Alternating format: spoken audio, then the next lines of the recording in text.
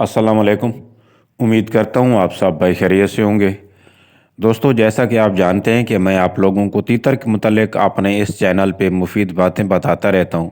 तो जब रात हो जाती है और सन्नाटा छा जाता है, तो उस वक्त आप कोशिश किया करें कि कोई लाइट के ज़रिए अपने तीतरों को चेक कर लिया करें कि उसको कोई चिचड़ी, पिस्सू, जुएँ या इस किस्म के जो खून चूसने वाले हशरात हैं, उनमें से किसी ने तो हमला नहीं किया हुआ।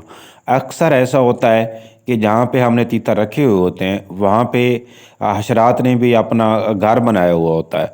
तो दिन को तो वो नज़र नहीं आते, लेकिन रात यूं ही खामोशी छा जाती है, रात आती है, तो रात की खामोशी में के दौरान वो परिंदों पे, जब परिंदे बैठे हुए होते हैं आराम से, सुकून से, तो वो बड़ी आसानी से उन पे हमला करके ना उनका खून चूसना शुरू कर देते हैं, जिसकी वजह से हमारे परिंदे दिन ब दिन कमज़ोर होते जाते हैं और आखिर में वो मरना शुरू हो जाते हैं।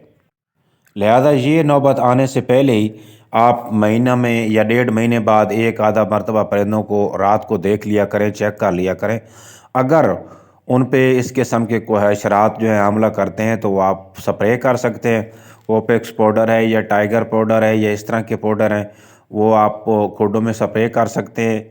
और उसके अलावा अगर चिचड़ी वगैरह जिस्म के साथ चपटी हुई है, तो उसका तरीका भी मैंने आपको बताया हुआ है कि इससे उसका जो ज़रूरी है परिंदों की परिंदों को इनसे बचाना, क्योंकि अगर आप इनको वक्त पे नहीं बचाएंगे तो फिर बहुत नुकसान हो जाएगा।